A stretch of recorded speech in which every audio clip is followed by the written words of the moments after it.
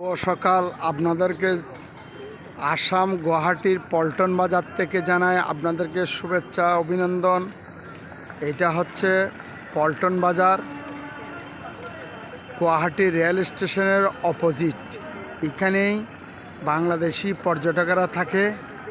এখানে মসজিদ এবং খাবার হোটেল, হালাল হোটেল সবই আছে।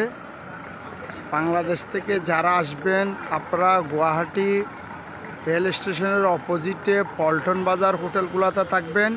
এখানে বাংলাদেশিদের জন্যে ভালো সুব্যবস্থা আছে।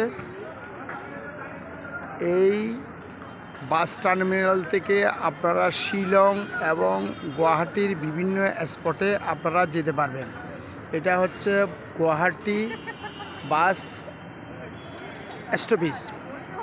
যারা বাংলাদেশ থেকে আসবেন আপনারা চাইলে কলকাতা হয়ে গুয়াহাটি আসতে পারবেন এবং এই গুয়াহাটি থেকে আপনারা শিলং যেতে পারবেন। শিলং কলকাতা থেকে যাওয়ার ডাইরেক্ট কোনো ব্যবস্থা নেই।